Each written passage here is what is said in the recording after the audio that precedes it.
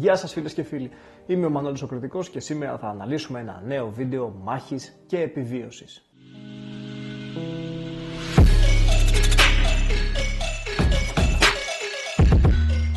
Θα ήθελα να ευχαριστήσω τον Ιωάννη, ο οποίος μας πρόσφερε όλα αυτά εδώ τα αντικείμενα από το μαγαζί του για να μπορέσουμε να κάνουμε αυτό εδώ το βίντεο. Σήμερα θα μιλήσουμε για κάποια όπλα που κουβαλάνε γυναίκες και άντρες μαζί τους σχεδόν καθημερινά στο δρόμο. Ένα όπλο δίνει αυτοπεποίθηση. Δεν είναι το θέμα αν θα το χρησιμοποιήσεις ή όχι, είναι το κατά πόσο σου δίνει αυτοπεποίθηση να το έχεις μαζί σου για να μην γίνεις ποτέ θύμα, να μην εκπέμπεις σε ένα ληστή ότι μπορείς να γίνεις θύμα. Τι γίνεται τώρα με αυτά τα όπλα? Έχουν τα θετικά τους, έχουν και τα αρνητικά τους. Το θέμα είναι ότι από τη στιγμή που το κουβαλάτε πρέπει να γνωρίζετε τι θετικά και τι αρνητικά έχει. Εδώ έχω φέρει κάποια από τα κυριότερα. Δεν είναι τα πάντα, υπάρχουν πάρα πολλά ακόμα, όμως έχω φέρει κάποια από τα κυριότερα που οι περισσότεροι άνθρωποι γνωρίζουν και πραγματικά κουβαλάνε μαζί τους. Ας τα πάρουμε ένα-ένα με τη σειρά και ας δούμε πού μπορούν να μας βοηθήσουν ή πού μπορούν να μας μπλέξουν. Για αρχή, ένα από τα πιο ευρέως γνωστά, ειδικά από γυναίκες, που χρησιμοποιούνται σχεδόν σε ολόκληρο τον κόσμο, είναι το pepper spray. Είναι το σπρέι πιπεριού. Τι κάνει λοιπόν το σπρέι πιπεριού?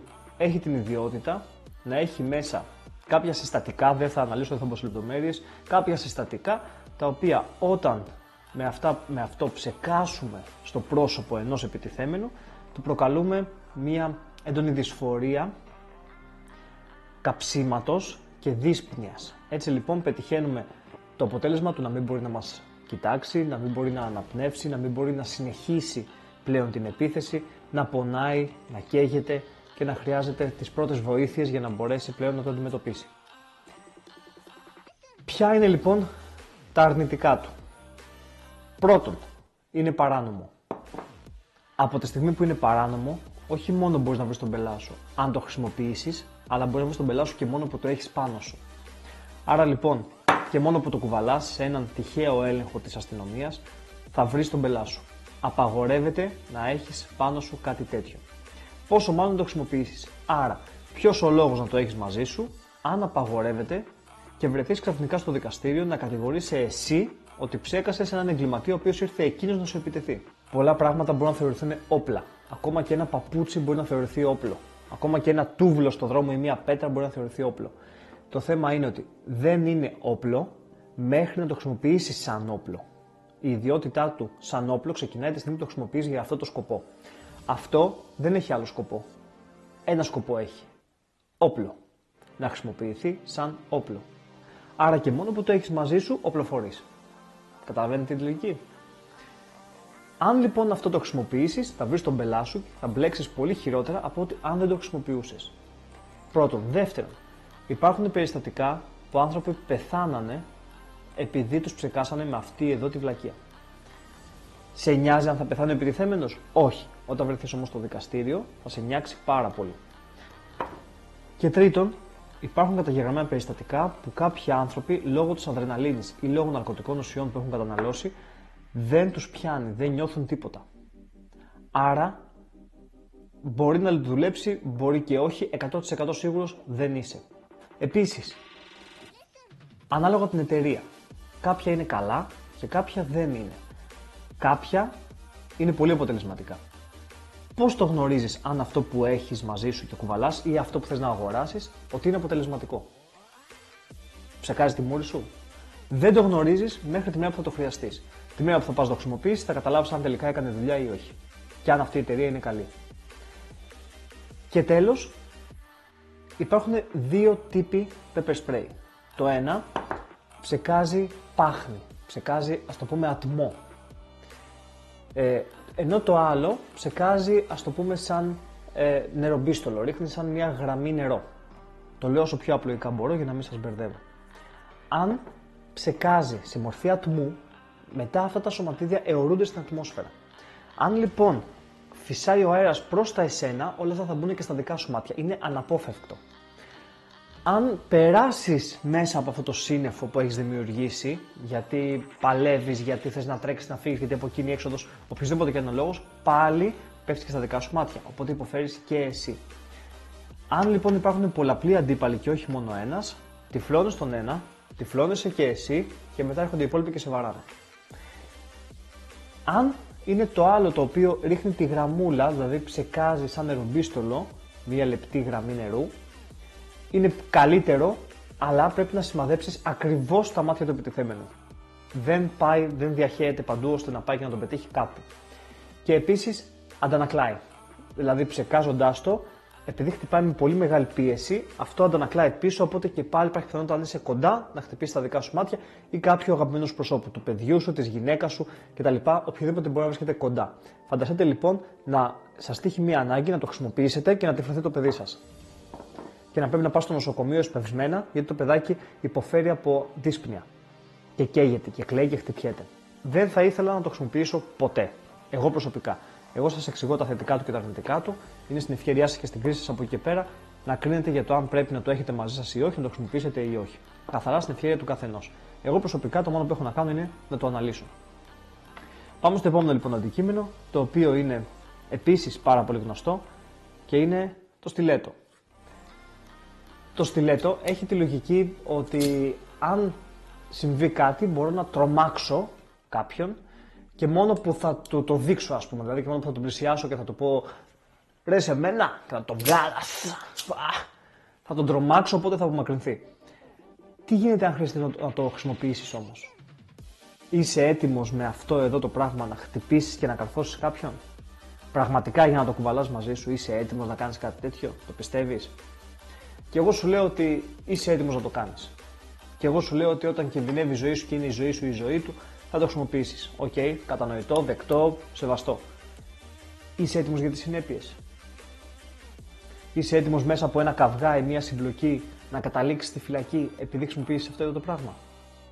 Πάρα πολλά παιδιά γνωρίζω ότι κουβαλάνε ένα τέτοιο πράγμα μαζί τους, το έχουν στην τσέπη τους πίσω στην κολότσεπη και λένε ό,τι και να συμβεί εγώ δεν φοβάμαι, έχω το στιλέτο. Έχεις το στιλέτο, δεν φοβάσαι, δεν θέλεις όμως να το χρησιμοποιήσεις, γιατί όταν το χρησιμοποιήσεις τότε θα έρθει ο πραγματικός ο φόβος. Στα δικαστήρια, στους δικαστές, στους ενόρκους, όταν κατηγορείσαι μπροστά στη μάνα και τον πατέρα αυτού που έχεις σκοτώσει. Καταλάβετε τη βαρύτητα του να κουβαλάς κάτι τέτοιο. Αυτό είναι το ένα. Και το άλλο είναι ότι οκ, το έχω μαζί μου, το βγάζω και απειλώ τον άλλο επειδή πάει να μου κάνει κακό. Αν μου το πάρει από τα χέρια, τι γίνεται? Ξαφνικά μετατρέπω μία συμπλοκή η οποία πάει να ξεκινήσει σε κλίμακα 2-3, μόλις το βγάλω αυτό πηγαίνει σε κλίμακα 9 και μόλις μου το πάρει από τα χέρια πηγαίνει στο 10. Δεν υπάρχει τίποτα χειρότερο από το να οπλίσω το χέρι του επιτιθέμενου, εγώ μόνος μου. Αν λοιπόν του το δώσω αυτό, είναι σαν να του λέω σκότωσέ με.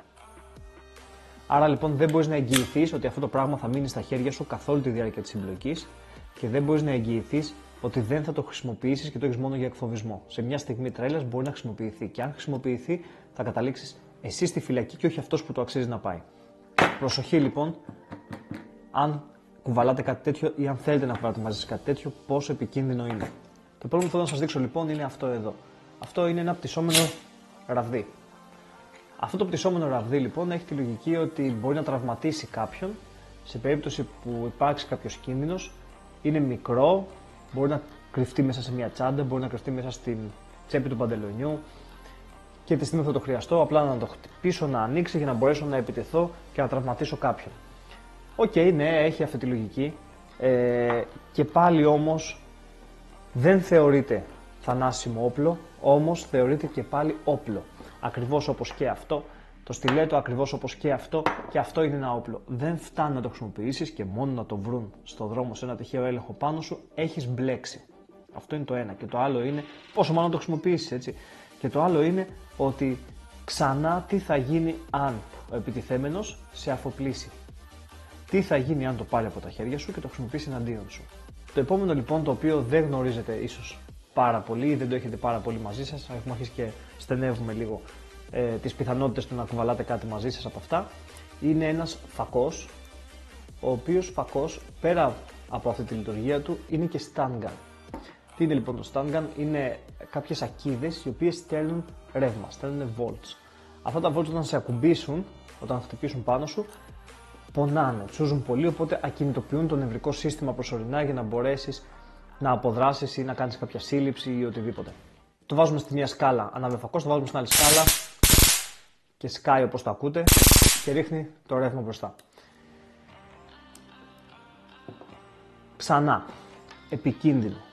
Ξανά, παράνομο. Δεν είναι σίγουρο αν θα το βρουν πάνω σου και θα καταλάβουν τι είναι σε έναν έλεγχο, διότι μοιάζει με φακό και γι' αυτό το λόγο το έχουν δημιουργήσει με αυτόν τον τρόπο, για να μοιάζει με φακό. Όμως, επειδή το έχω χρησιμοποιήσει σε εκπαιδεύσεις, σας πληροφορώ ότι πονάει, αλλά δεν ακινητοποιεί κάποιον. Εγώ προσωπικά, επειδή το έχω χρησιμοποιήσει και έχω φάει πολλές φορές από αυτό το πράγμα, δεν θεωρώ ότι θα σταματούσα μια συμπλοκή που έχω θυμώσει πάρα πολύ σε περίπτωση που κάποιος με χτυπήσει με αυτό. Αντιθέτως, που θα προσπαθήσεις να το πάρεις από τα χέρια, να το πετάξεις μακριά γιατί σου είναι άχρηστο και να αρχίσεις να βαράς. Οπότε, εγώ θεωρώ ότι κάτι τέτοιο μπορεί να εξοργήσει έναν επιτιθέμενο και όχι να σε σώσει. Όταν είσαι απέναντι σε έναν μεγάλο, ογκώδη, θηριώδη άνθρωπο και σε απειλεί και σε τραμπουκίζει και θέλει να σε χτυπήσει, το να το βγάλω εγώ αυτό και να το πατήσω μέσα στη μούρη του, δεν νομίζω ότι θα καταφέρω κάτι παρά μόνο να τον θυμώσω και να μου επιτεθεί περισσότερο. Το επόμενο λοιπόν που θέλω να σας δείξω είναι αυτό. Αυτό λοιπόν εδώ τι είναι, είναι ένα Brelock Personal Alarm. Αυτό το πράγμα είναι ακίνδυνο. Μπορείς να το κουβαλάς μαζί σου παντού. Μπορείς να το έχεις στην τσάντα σου, μπορείς να το έχεις στα κλειδιά σου, μπορείς να το κρεμάσεις στο παντελόνι σου. Δεν απαγορεύεται, δεν είναι τίποτα επικίνδυνο, δεν θεωρείται όπλο. Μπορεί να σε βοηθήσει σε μια δύσκολη στιγμή, μπορεί να σε σώσει, αλλά ποια είναι τα αρνητικά του. Σε περίπτωση που συμβεί κάποια επίθεση σε κάποιο χώρο όπου κανένας άνθρωπος δεν πρόκειται να σε ακούσει, δεν έχει κανένα νόημα. Έχει αυτό εδώ το πυράκι, τραβώντας το, ενεργοποιείται ο συναγερμός. Αν υπάρχει κάποιος εκεί κοντά και το ακούσει, πιθανόν να έρθει να σε βοηθήσει. Πιθανόν και να μην έρθει, πιθανόν και να μην σε ακούσει κανένας. Όμως δεν είναι κακό να το έχεις μαζί σου, γιατί υπάρχει πιθανότητα να τρομάξει και τον ληστή, παύλα επιτιθέμενο, παύλα βιαστή, παύλα οτιδήποτε, σε περίπτωση που πάει να κάνει κάποια ενέργεια και κάποια επίθεση προς τα εσένα. Άρα μπορεί και να σε βοηθήσει, ακόμα και κανένας να μην έρθει να σε σώσει, μπορεί να σε βοηθήσει να τρομάξει και να τραπεί σε φυγή. Οπότε δεν είναι κακό γκατζετάκι να το έχετε αυτό μαζί σας. Το επόμενο μετά είναι το κουμποτάν. Το κουμποτάν είναι ένα εργαλείο το οποίο έχει τη λογική του να χτυπάω με αυτό, αλλά να προκαλώ και πόνο σε ευαίσθητα σημεία του αντιπάλου. Θεωρείται και πάλι όπλο. Και πάλι απαγορεύεται να το κουβαλάς και πάλι απαγορεύεται να το χρησιμοποιήσεις. Το θέμα είναι ότι δεν έχει σχέση αυτό με αυτό. Δηλαδή, ένα στιλέτο δεν μπορεί να θεωρηθεί ίδιο με το κουμποτάν σε κατάσταση ανάγκης όταν χρησιμοποιηθεί. Σε περίπτωση που το χρησιμοποιήσεις, το στιλέτο, σίγουρα θα βρεθείς στη φυλακή. Σε περίπτωση που χρησιμοποιήσεις το κουμποτάν, μπορεί και να τη σκαπουλάρεις, διότι δεν μπορεί να προκαλέσει έναν τραυματισμό διεισδυτικό όπως θα προκαλούσε το μαχαίρι, το στιλέτο. Πάρα πολύ δυνατό, πάρα πολύ αποτελεσματικό, πάρα πολύ καλό όπλο. Προσοχή, διότι είναι παράνομο. Το θετικό του είναι ότι σε περίπτωση που σε αφοπλίσει ο άλλος, δύσκολα θα γνωρίζει τι κάνει για να μπορεί να το χρησιμοποιήσει εναντίον σου. Κατά πάσα πιθανότητα θα το αφήσει απλά εκεί που έπεσε. Ή θα το πάρει και θα στο πετάξει. Το κακό του λοιπόν είναι ότι θέλει γνώσεις για να το χρησιμοποιήσεις. Πολλοί έχουν μαζί τους κουμποτάν ή έχουν tactical pen. Σε ένα άλλο βίντεο θα το αναπτύξουμε, θα σας το δείξω το tactical pen, πώς δουλεύει και το κουμποτάν, ποια είναι η λειτουργία τους. Το έχουν μαζί τους και είναι ανεκπαίδευτοι, δεν ξέρουν τι κάνει. Οπότε τους λέω, ξέρεις τι κάνει αυτό? Ναι, αμέ, λέει, ξέρω, το πιάνω έτσι και βαράω. Δεν θα το έλεγα. Δεν θα το έλεγα. Η λογική δεν είναι το κρατάω έτσι και βαράω. Υπάρχει μια ολόκληρη φιλοσοφία γύρω από αυτό εδώ το πραγματάκι. Είναι ένα όπλο και μπορεί να κάνεις πάρα πολλά πράγματα. Σε όλες τις τεχνικές που έχουμε στο Krav Maga, έχουμε τη μαλακή τεχνική και τη σκληρή τεχνική. Η μαλακή τεχνική είναι όταν θέλεις να ακινητοποιήσεις τον άλλο ή να τον τραυματίσεις πολύ ελαφρά, να του προκαλέσεις απλά ένα πόνο. Η σκληρή τεχνική είναι όταν θέλεις να τραυματίσεις τον άλλο σοβαρά για να μπορέσεις να αποδράσεις, και να γλιτώσεις τη ζωή σου όταν βρίσκεται σε κίνδυνο. Αυτό λοιπόν είναι ένα ανάλογο εργαλείο που μπορεί να χρησιμοποιηθεί και με μαλακές τεχνικές και με σκληρές τεχνικές και με πάρα πολλούς ποικίλους διαφορετικούς τρόπους. Δεν είναι απλά το κρατάω και βαράω. Άρα λοιπόν τι γίνεται με αυτό? Χρειάζεται εκπαίδευση. Και τέλος έχουμε κάτι άλλο, το οποίο είναι και αυτό θεωρώ γνωστό και είναι η σιδερογροθιά. Μπαίνει στο χέρι, χτυπάω κάποιον, του ρίχνω ένα χτύπημα με αυτό εδώ και με βοηθάει στο να μην τραυματίσω το χέρι μου, ενώ αντίθετα επειδή έχει σίδερα να μπορέσω να χτυπήσω τον άλλο πολύ πιο αποτελεσματικά και πολύ πιο δυνατά. Τι γίνεται τώρα σε αυτή την περίπτωση?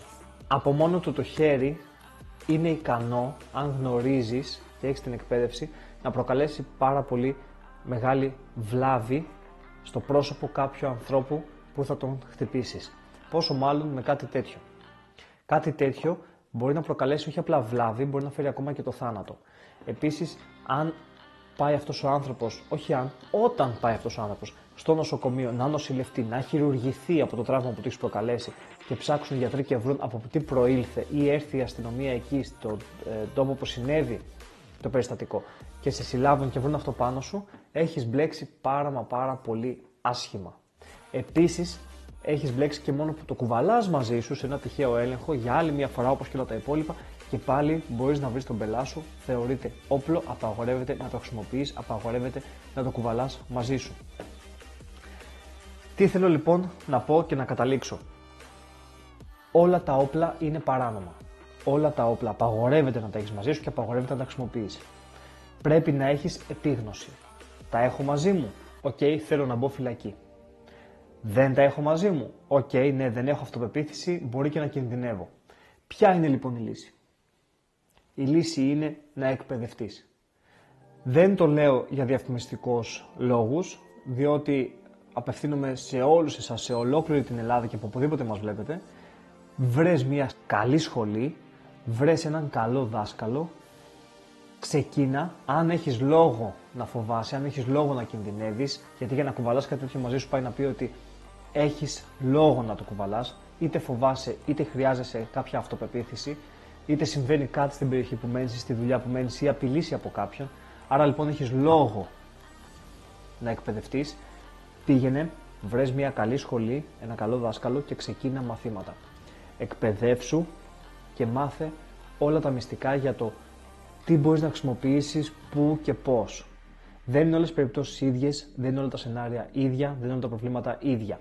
Κάπου μπορεί να χρειαστεί να λειτουργήσεις με αυτόν τον τρόπο, τον Α, κάπου με τον Β, κάπου με τον Γ, κάπου με τον Δ. Πρέπει να ξέρεις να τα ξεχωρίζεις, να τα διαχωρίζεις και να δράς ανάλογα. Τα όπλα έχουν μία λειτουργία. Το πιάνω και βαράω, το πιάνω και χτυπάω, το πιάνω και ψεκάζω. Δεν έχουν άλλη λειτουργία. Αυτή λοιπόν η μία λειτουργία θα σε στείλει στη φυλακή. Ακόμα και αν δεν το χρησιμοποιήσεις και μόνο το βρουν πάνω σου και πάλι θα μπλέξεις. Άρα λοιπόν δεν έχει καμία λογική να κουβαλάς κάτι τέτοιο. Κάτι από όλα αυτά. Εκτός από αυτό, αυτό είναι κάτι διαφορετικό, είναι μια άλλη ιστορία. Το έφερα να σας το δείξω μόνο ότι υπάρχει σαν λογική. Τα υπόλοιπα όλα απαγορεύεται να χρησιμοποιείτε.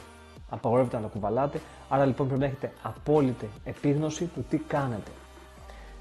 Το καλύτερο λοιπόν που μπορείτε να κάνετε είναι τα χέρια σας και τα πόδια σας να εκπαιδευτείτε και να τα χρησιμοποιήσετε σε μια κατάλληλη στιγμή με τη λογική της αυτοάμυνας. Τι είναι η αυτοάμυνα και πώς λειτουργεί η αυτοάμυνα και ποια είναι η νομοθεσία για την αυτοάμυνα είναι κάτι το οποίο θα σας το δείξει ένας σωστός δάσκαλος. Θα σας το μάθει ένας σωστός δάσκαλος και θα σας εκπαιδεύσει ένας σωστός δάσκαλος στο πότε μπορείτε να χρησιμοποιείτε αυτά που σας μαθαίνει. Όσοι δεν γνωρίζατε, ελπίζω να μάθατε και όσοι γνωρίζατε, ελπίζω να συμπληρώσατε γνώσεις. Άλλο ένα βίντεο έφτασε στο τέλος του. Σας ευχαριστούμε πάρα πολύ φίλες και φίλοι που μας παρακολουθήσατε. Είμαι ο Μανώλης ο Κριτικός. Αν δεν έχετε παρακολουθήσει κάποιο άλλο από τα βίντεό μας και είναι το πρώτο που παρακολουθείτε, καλώς ήρθατε στο κανάλι μας. Μπείτε και τσεκάρετε και τα υπόλοιπα βίντεο που έχουμε φτιάξει με πολύ ενδιαφέροντα θέματα. Αν σας άρεσε το βίντεό μας, σας παρακαλούμε πολύ να πατήσετε από κάτω στο πλήκτρο που λέει μου αρέσει και δίπλα ακριβώς στο πλήκτρο εγγραφής. Θα σας εμφανιστεί ένα μικρό κουδουνάκι, πατώντας το θα ενημερώνεστε για κάθε νέο βίντεο που ανεβάζουμε. Σας ευχαριστούμε πάρα πολύ για άλλη μια φορά που μας παρακολουθήσατε και να είσαστε πάντοτε καλά.